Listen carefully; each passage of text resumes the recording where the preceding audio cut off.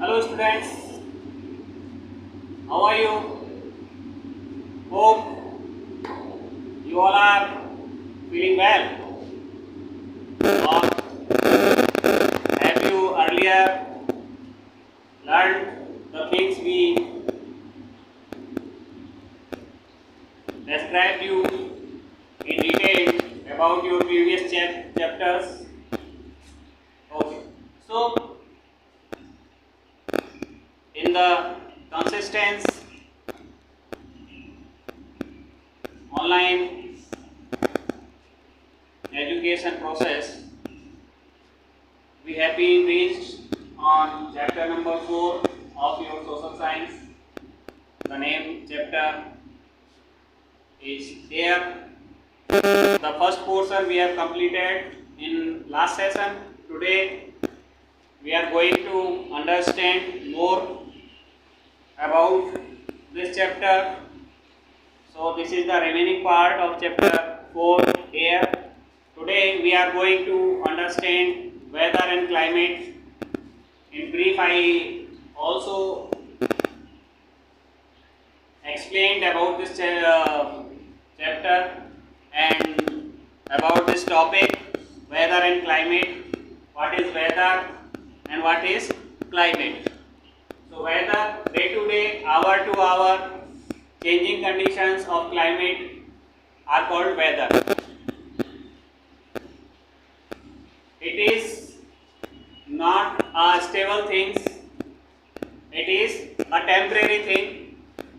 It is the temporary changes of environment for particular moment, for particular hour of a particular day.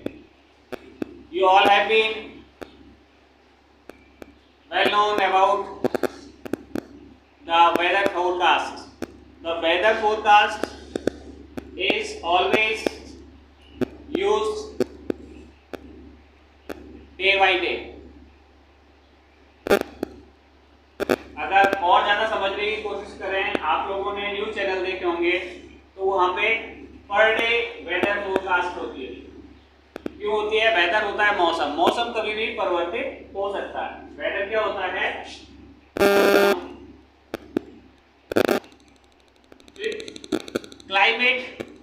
Climate is average weather conditions of a particular place for a long time, for month, for a 3 months or for a year.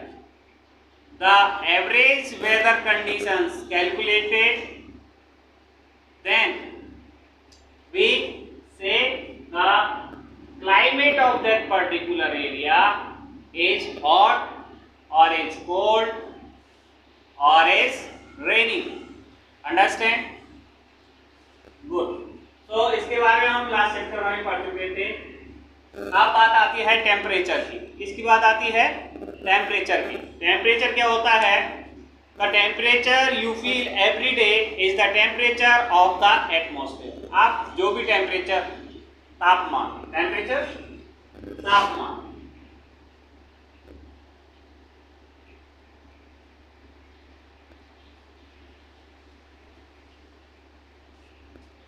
तो तापमान चाहे किसी reason का ठंडा हो, कहीं पे ज्यादा गर्म हो, तापमान कैसे है?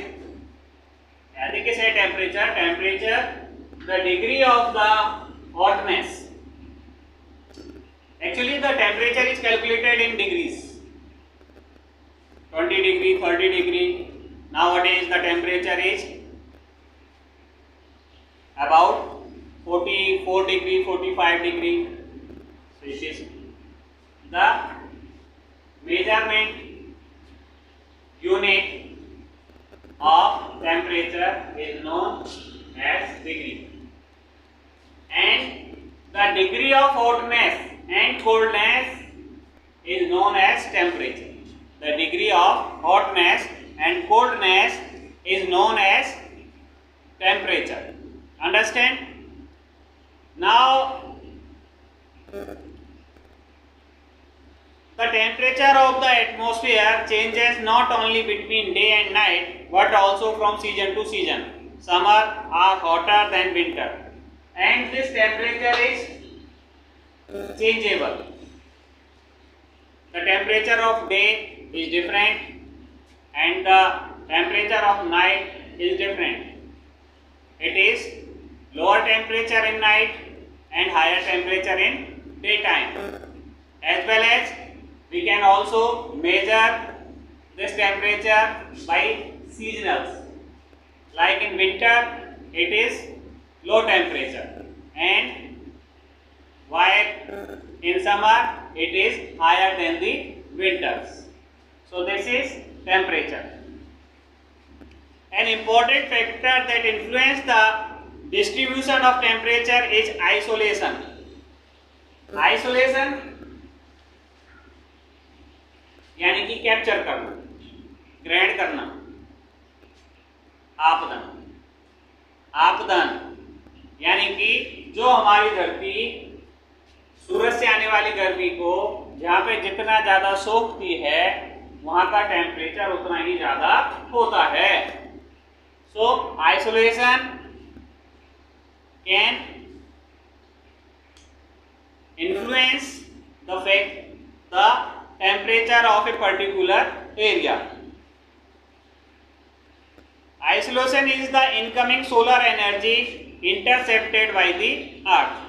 जो सोलर एनर्जी है जिसको कैप्चर किया जाता है अर्थ के द्वारा, धरती के द्वारा, उसी को हम आइसोलेशन बोलते हैं. The amount of isolation decreases from equator towards the poles.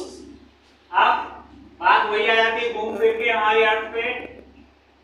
मान लो ये हमारी अर्थ है और इसके बीच से अगर हम इसे डिवाइड करते हैं तो ये जो बीच वाला पोर्शन है ये कहलाता है इक्वेटर. क्या कहलाता है? इक्वेटर, यानी कि 0 डिग्री, राइट. और यहां से ऊपर की तरफ जाएंगे 23.5 डिग्री, 23 साउथ में जाएंगे and north, and 23.5 degree south, और उसके ऊपर भी जाएंगे.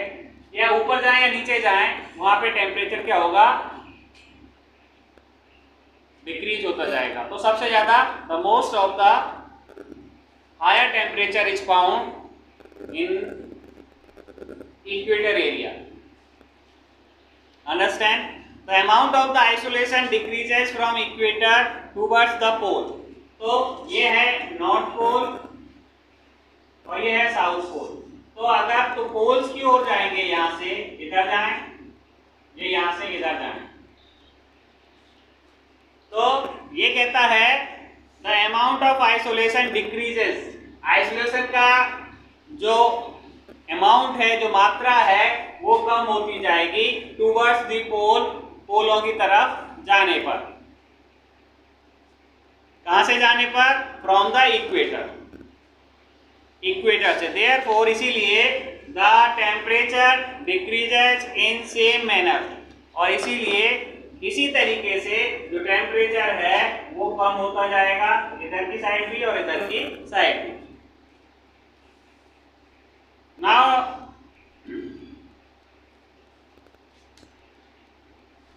Now you can understand why the poles are covered with the snow. Just because the temperature of poles are is very lesser than the equator. Next is air pressure. Now next point is air pressure. The air pressure exerted by the weight of air on the earth's surface. Air pressure किसे कहते हैं? Air pressure is the weight of the air. The air which we can feel surroundings of us. Everywhere is the air, and this air has its own weight, and that exerted our bodies. Or in broad area, if we are discuss, then it is exerted, it is pressurized. The surface. Every human beings, every animal, every plant which are available or exist on the earth are carrying the extra weight of air, but we cannot feel that pressure because our body is habitual of it. हमारे सबके शरीर पर हवा का pressure, हवा का वजन होता है. हम जो अपना वेट नापते हैं उस वेट में कुछ भाग हवा का ही होता है, कुछ भाग किसका होता है, एयर का होता है, कुछ वजन एयर का भी होता है.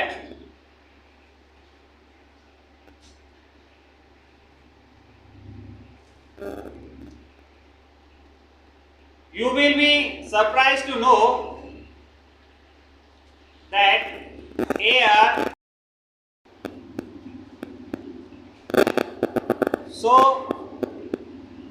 air pressure is defined as the process exerted by the weight of air on the earth surface. तो एयर प्रेशर को अगर हम डिफाइन करें तो ये वो प्रेशर है जो हवा के द्वारा बनाया जाता है. काय के ऊपर बनाया जाता है, अर्थ सरफेस के ऊपर, अर्थ सरफेस के ऊपर. As we go up the layer of atmosphere, जैसा कि मैंने आपको एटमॉस्फेयर की लेयर्स के बारे में बताया था, जितना ऊपर जाएंगे उतना ग्रेविटेशनल फोर्स भी कम होता जाएगा और उतना ही जो एयर प्रेशर है वो भी कम होता चला जाएगा.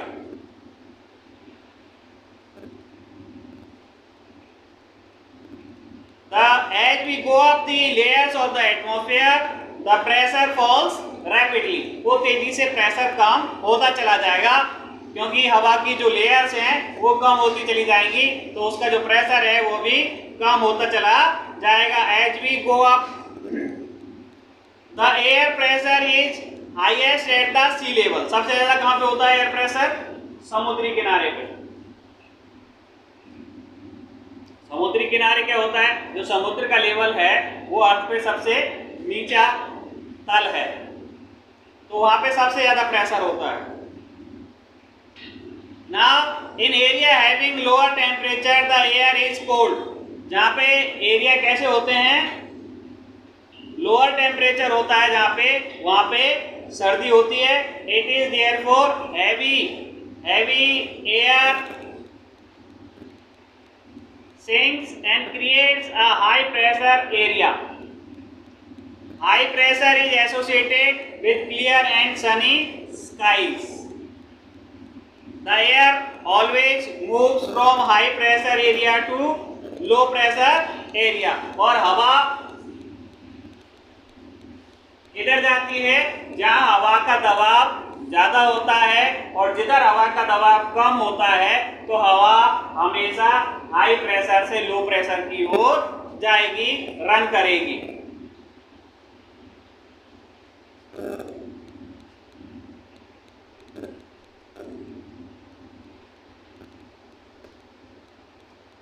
Horizontally, the distribution of air pressure is influenced by the temperature of air at given place. In area where temperature is high, the air gets heated and rises. तो जहाँ पे भी एयर टेम्परेचर ज़्यादा होता है वहाँ पे क्या होता है, हवा हल्की हो जाती है और ऊपर उठने लगती है. और this creates a low pressure area, और वहां पे क्या हो जाता है, लो प्रेशर एरिया बन जाता है. फिर क्या होता है, जहाँ पे हवा का दबाव ज्यादा होता है, टेम्परेचर कम होता है, वो वाली हवा गर्म हवा वाली जो जगह होती है उसकी तरफ दौड़ती है. तो इस तरह से ये एयर प्रेशर आप लोग समझ गए होंगे. Now the next point is wind, यानी कि हवा. विंड किसे कहते हैं, बहती हुई एयर, चलती हुई एयर को हम क्या बोलते हैं, विंड बोलते हैं. When water the movement of air from high pressure to low pressure area is called wind. जो हवा का हाई प्रेशर से लो प्रेशर की ओर बहाव होता है, वो जो बहाव है वो कहलाता है wind. The movement of air from high pressure area to low pressure area is called wind. Understand? You can see wind at work as it blows dry leaves down the pavement or uproots tree during a storm. जब तूफान आता है तो तुम लोगों ने देखा होगा नीचे जो पड़ी हुई पत्तियां हैं वो एकदम से उठ के एक साइड में जाने लगती हैं, या जो पेड़ हैं उनके जो ऊपर के सिरे हैं वो बहुत तेजी से हिलने लगते हैं. Sometimes when the wind blow gently, जब बड़े आराम से कभी कभी बहती है, you can even see it blowing away smoke or fine dust. तो आपने देखा होगा ये हल्की हल्की हवा भी धुएं को या जो डस्ट के पार्टिकल्स होते हैं, धूल होती है, उसको एक साइड में बहा के ले जाती है.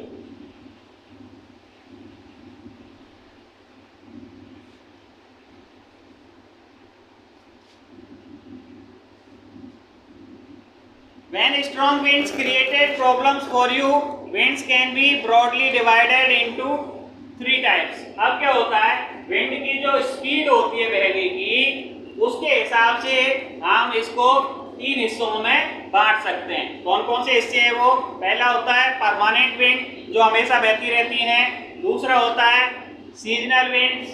ये सीजनल विंड्स सीजन के हिसाब से बहती हैं. आप लोगों ने शीतलहर के बारे में सुना होगा, या आप लोगों ने इसके बारे में सुना होगा, क्या बोलते हैं उसको, लू. ठीक है, तो लू कब चलती है? गर्मियों में. और शीतलहर कब चलती है? सर्दियों में. तो ये सीजनल विंड्स भी होती हैं. कुछ होती है लोकल विंड्स, स्थानीय.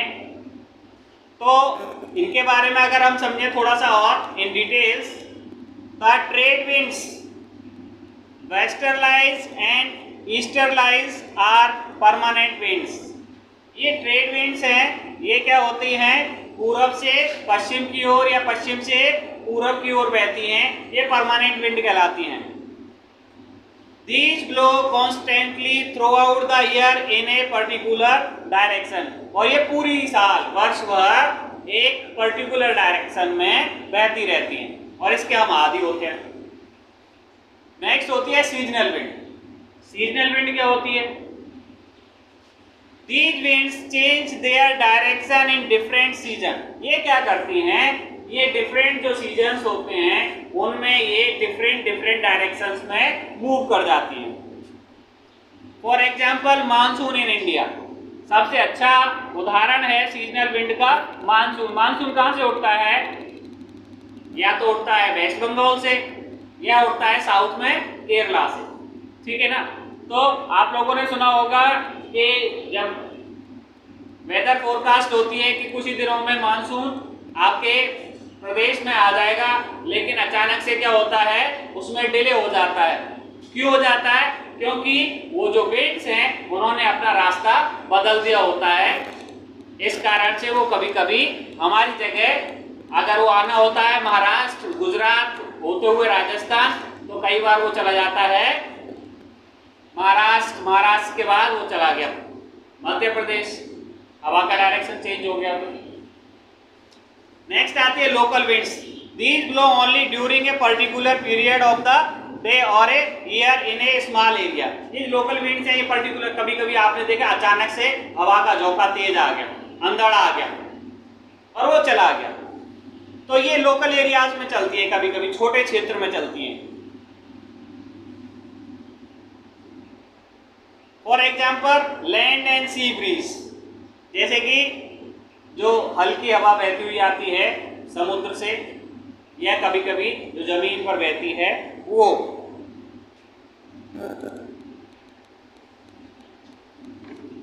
नेक्स्ट है मॉइस्चर. विंड्स हो गया. अब मॉइस्चर. मॉइस्चर क्या होता है?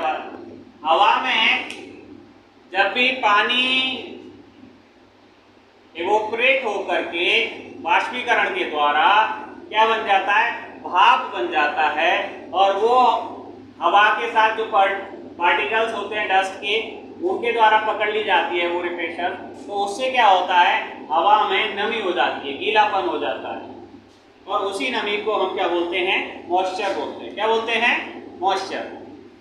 When water evaporates from land and different water bodies, जब जमीन से या जमीन पर जितनी भी वाटर बॉडीज है वहां से पानी एवोपरेट होता है, इट बिकम वाटर वेपर, ये क्या बन जाता है, भाप बन जाता है। Moisture in the air at any time is known as humidity. और हवा में जो मॉइस्चर है, जो नमी है, वो किसी भी समय जब बन जाती है तो उसको हम ह्यूमिडिटी बोलते हैं। क्या बोलते हैं, humidity. When the air is full of water vapor, we call it a humid day. जब हवा पूरी तरह से पानी की भाप से भरी हुई होती है और नमी युक्त होती है तो हम उसको क्या बोलते हैं, आज तो बड़ा उमस वाला दिन है, it is a humid day. When water vapor rises, it starts cooling. जब ये पानी की जो भाप है, हाँ, धीरे धीरे गर्म होने के कारण हल्की तो होती है, तो ये ऊपर चलती चली जाती है, तो ये जितनी ऊपर जाती है धीरे धीरे ये ठंडी होने लगती है। The water vapor condense causing formation of droplets of water. अब ऊपर जाकर के इसका संघनन हो जाता है, कंडेंसन हो जाता है, और ये धीरे धीरे पानी के रूप में परिवर्तित होने लगती है, भाप से होने ठंडी होकर के। और उसके बाद क्या होता है, ये बूंदों का रूप ले लेती है और वापस से जमीन पर गिरने लगती है। When these droplets of water become too heavy to float in air, then they come down as precipitation. फिर क्या होता है, ये जब पानी के रूप में परिवर्तित होने लगती हैं तो इनका वजन बढ़ जाता है, वजन बढ़ जाता है तो ये बारिश के रूप में नीचे गिरने लगती हैं। उसी को हम क्या बोलते हैं, रेन बोलते हैं। We call it rain. Plants help preserve water when trees on hillsides are cut. Rainwater flows down to bare mountains and can cause flooding or low-lying areas. ये जो पानी गिरता है बारिश का, जो पेड़ों पर, पहाड़ों पर जो पेड़ लगे होते हैं वो इस पानी के फ्लो को रोकने का काम करते हैं, लेकिन हम और आप लोगों के द्वारा जब ये पेड़ काट दिए जाते हैं तो ये जो पानी पहाड़ों पे गिरा होता है ये तेजी के साथ नीचे आता है, और जो नीचे के स्तर वाले क्षेत्र हैं, जो मैदानी इलाके हैं, वहां पर ये बाढ़ का रूप ले लेता है। On the basis of the mechanism there are 3 types of rainfall. अब आधुनिक जमाने में हम लोगों ने जो अध्ययन किया है, जो उसके बारे में जानकारी प्राप्त की है, उसके हिसाब से हमने इसको भी डिवाइड किया है। 3 तरह के रेनफॉल होते हैं, the conventional rainfall, the orographic rainfall and the cyclonic rainfall. Rainfall is very important for the survival of plants and animals. ये आप सभी को पता है, बिना बारिश के कुछ भी नहीं है, ना तो प्लांट सर्वाइव कर सकते हैं, ना ही ह्यूमन और ना ही animals. It brings fresh water to the earth surface. बारिश ही एक जरिया है जिसके द्वारा ताजा और मीठा पानी जमीनी तल पे आके गिरता है। इफ रेनफॉल इस, अगर बारिश कम हो जाए तो क्या होगा, वाटर स्कार्सिटी एंड ड्रॉट अकर। फिर क्या होगा, पानी का अभाव हो जाएगा और सूखा आ जाएगा, अकाल आ जाएगा। On the other hand if it is more, और अगर दूसरी बात करें कि ये बहुत ज्यादा हो जाए तो क्या होगा, तो जमीन पर बाढ़ आ जाएगी। So everything is necessary for us, for plants, for animals, but with in a limit. So this is all about this chapter, and in next session we will discuss about water. So Till then, goodbye, good day.